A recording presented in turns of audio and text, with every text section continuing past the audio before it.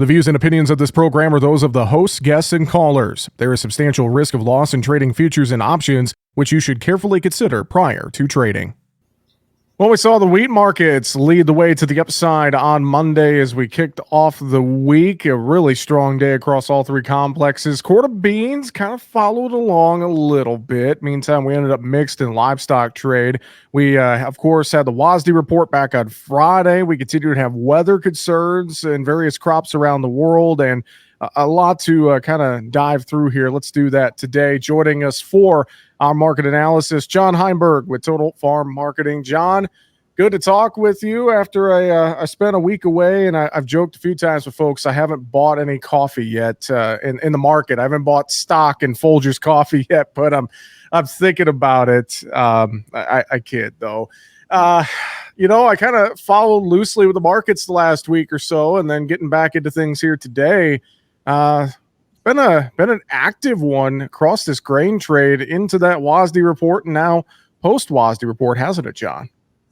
Yeah, it has. And, really watching this marketplace here now, trying to really digest the numbers, the weather, where we are, fund positioning, all those things coming into play here, and then you got this explosive move in wheat market again today. It just really kind of makes you wonder where this market wants to go. I think we're making a few answers at 3 o'clock when we get those crop progress numbers out there this afternoon. So we'll have to really keep an eye on that. I think that's some of the reason the corn and bean markets really just didn't want to go anywhere. And then on top of that, technically we've got some really big resistance over top of this corn market here around the 475 level on July. It's a longer term trend line that could really hold this thing in check. Now, if it gets through, we'll probably see another round of good short covering.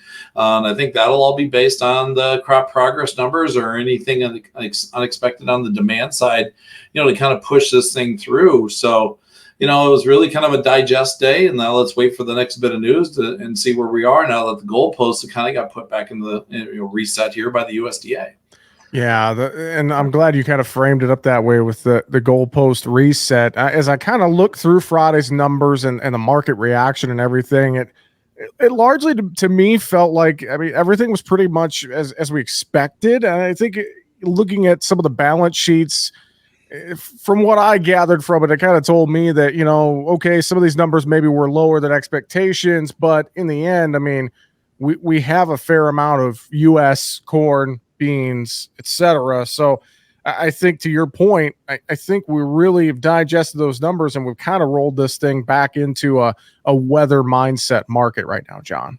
Let's put it in a quick nutshell in those numbers for Friday. I classified as corn okay, wheat okay, beans kind of scary, when you really digest the breakdown in terms of those numbers. And we can get into that a little bit when we talk about the bean side of things. Corn numbers were moderately friendly. It was within expectations. We got that demand bump on the old crop, which was probably the surprise. I think the market was anticipating some type of move. I figured we'd see something there, but I wasn't thinking 100 million bushels. And that flopped right into the new crop carryout for next year. We were thinking 2.3. Well, you take that 100 million bushels out of there and move things around like they did, that gets us into that 2.1 category. So that was a little bit more on the friendly side in that regard. Now it's going to come down to the weather and production and where this thing is in the long term and what is truly fair value. It's hard to compare year over year, but you look at last year, we were at a 2.2 carryover projection, but we were at $5 corn last year and putting a low in off of this report. Now, inflation's changed, interest rates are up, demand is a little bit more shaky. We got overall combined stronger production coming out of South America between Argentina and Brazil coming at us. Are we high priced at $4.90 today for December corn? Then you go look at the old crop side, which was really the strength on the corn side today with July corn trying to get through 475.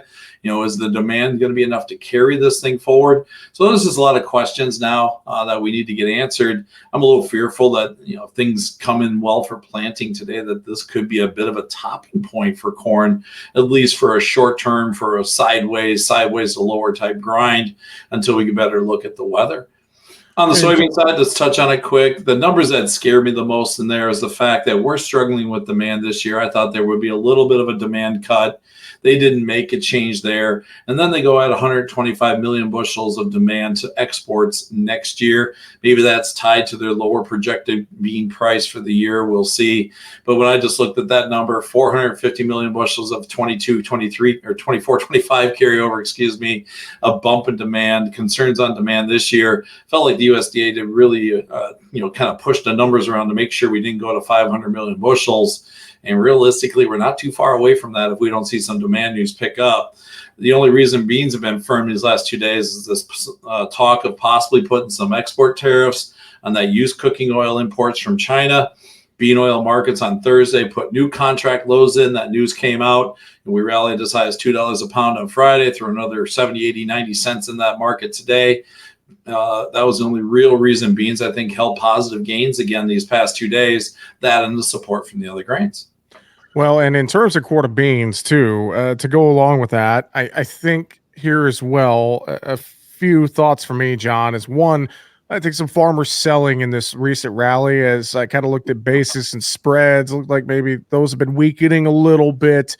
And then two, I just think about where we're at in the calendar, the seasonality, some of those resistance points and more here in both the quarter bean markets. Those are factors. And a third thing too is the fund activity in the quarter bean market specifically here. According to the last CFTC report, there's a lot of those things I think together are some of the big things I'm really keeping my eye on here in terms of quarter beans right now, John. Yeah, very much so. And we saw farmers selling not just here, we saw it internationally too. I Yeah. mean, obviously you got Brazil and first crop corn harvest getting, a second crop getting put together. So we saw movement on that side for both corn and soybeans. Saw decent movement in soybeans out of Argentina. I think that's some of the reasons we saw the meal price struggle a little bit today, and as well as good farmers selling on the corn front as they're getting ready for harvest on a supply that's even maybe a little tighter than we thought, but still well above last year's levels. So that combination of things, as well as the fact that we were wet, so producers had a chance to get some corn moved, take advantage of that friendly basis, take advantage of the rally we have here. Now the question is, did enough move? And does the end user need to be patient now? And they say they're in no hurry. That could put this market in a bit of a stall if all of a sudden, we don't need the demand out there from the domestic end user because of the recent sales. So, it's kind of like I said, a bit of a cross point here. I wouldn't be surprised to see this market if crop ratings are even close to expectations tonight. I saw the number 46, 49%. Mm-hmm. I was on the road over the weekend from east central Iowa back to here to the Milwaukee area. Saw I was actually surprised how much was actually up and growing in that region. Nobody was really working at all on the drive out, but things are kicking in pretty good on Saturday and Sunday on the drive back. I don't expect that number to be as high as the analysts are thinking. Maybe you get another 8% and get us to 46%, somewhere in that window. I think that would still be maybe a fair enough number for the market to say, hey, we'll get this crop in, barring an absolutely just wet forecast. And I'm still seeing moisture in it, but I'm not seeing the heavy forecast like we were seeing the last couple of weeks.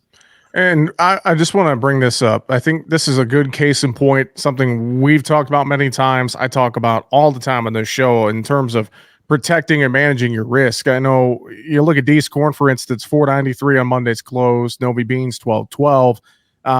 Someone, especially say for corn, thinking, oh, I'll let it get 5 and then I'll do some moves. But what happens if it only kisses 5 and goes away? So this is a good point in time to really, I would think about protecting your risk as you're just close to maybe that target point you want, right, John? Very much so, and I said last week, you get some targets out there, let the market come to you. If it hits them, take them. If you want to re-own them, then we talk, or find a way to do it through your elevator. But obviously, this is a market that screams put protection in it right now, just because we're uncertain about the planting pace, or you may be uncertain about your planting pace and the bushels that you have. So you don't want to pull the trigger on the cash market. That's where the puts come into play here. At least make sure you put a floor underneath this thing. If you get the corn in the ground, if everybody else does too, and we have a 14.8, 15 billion bushel crop, if the weather is good, you're missing a marketing opportunity here. Obviously, if we have struggles and this thing really does decide to run out, you're going to have still some more bushels in front of you. Again, that's why the puts work in this window for both corn and soybeans. I did today a lot of encouragement in terms of talking to guys. Let's make a few sales here. Let's get to a percentage point. I have a few guys that did get things done here over the weekend, and they are now sitting aside, watching it grow. And so it was time to start stepping it into the market and get some cash sales for new crop done, hedge to arrive contracts done as well as making sure some puts are in place. Then we'll see how the weather wants to help out or go, for them. Biggest thing is, if not barring too much wetness, those areas that got corn in the ground is growing, conditions are really good. We had a nice, beautiful 75, 80 degree here yesterday. I guarantee you the corn plant that was just coming out of the ground loved that temperature. Same with the soybeans here in this window. Again, be cautious. There is still a large supply picture. You can't look at last year's situation basically because of inflation and how interest rates and everything else was handled, where we historically at these levels, we would be near the top end of trading ranges, with those carry out projections, stocks use. That's still the big number for me. Stocks use was 14.2 for new crop corn. That's still the largest number basically since going back to 2007, 8, I believe, in that window. Anyway, it's still a big number. And at this time frame, if all of a sudden we don't see any production losses, that could dictate a lower price, obviously, later on this fall.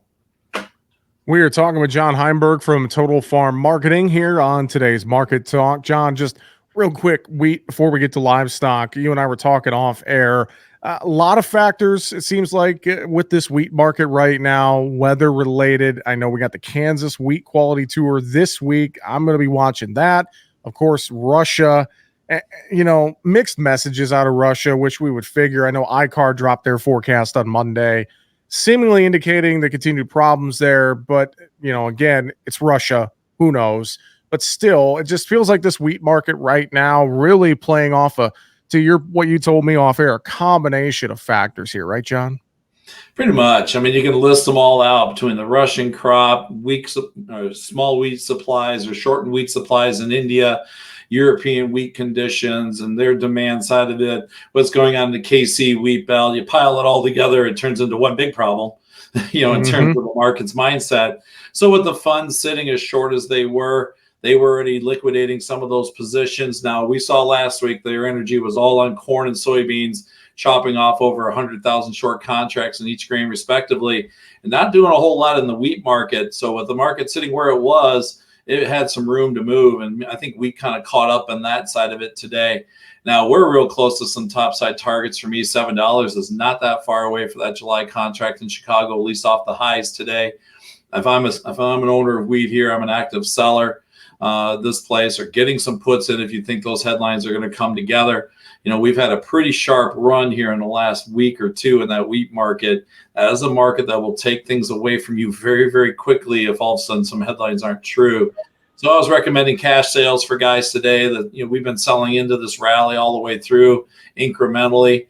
Looking at some put strategies as well for any wheat this fall, because pretty soon the combines are going to be rolling and we get some pretty good value out there. Even if the crop's a little bit shorter than we anticipate, the market will see some hedge pressure. Let's go to livestock. Hogs, the word you used to tell me about hogs here recently, last week or so, scary. Hogs down on Monday. What do you see on these charts right now in hogs, John?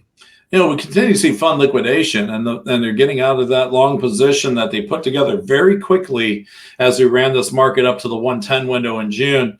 Now, we typically see some selling pressure here. May expires tomorrow. That's kind of one of those contracts, again, not heavily traded, not a lot of liquidity in it. But for some reason, the market seems to try to find some footing after that May expiration. So, I made the recommendation in our advisor meeting the other day. If you've got hogs that you've got sold, might be a great spot to look at some calls out into July, that maybe this market might be getting close to a bottom. Now, I look at the chart, 200-day moving average under the June contracts down around 96. So we're getting within shooting range of that. July, it's a little bit further, around 98, so a couple bucks down. So we'll see if we start moving to a little bit more of a summer type market. in that window. Again, it's been a pretty sharp sell-off here, 108 and basically 98 in the last handful of weeks or last couple of weeks. So might be a spot we need to watch. Now, biggest things, what do we need? Cash trade, retail demand, those things need to come into play to really support this market in this window. So hopefully we'll see that. Cash index has tried to firm up here. At least it's trading sideways over the last couple of weeks. So, at least maybe that could be something that helps support this market going into the summertime. What about cattle?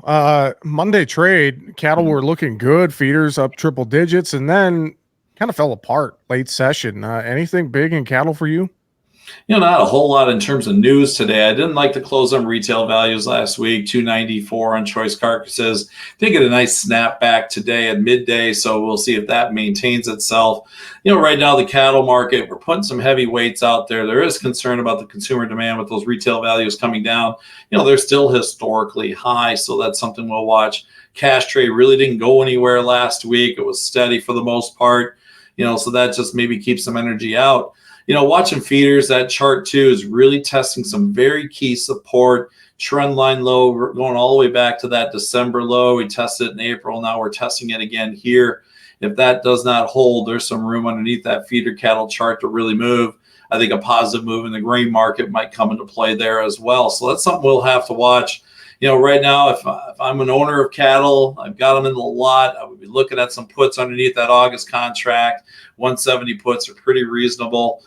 Let's watch this market, hopefully rally from there. You've got the cattle on the hoof for that side of it.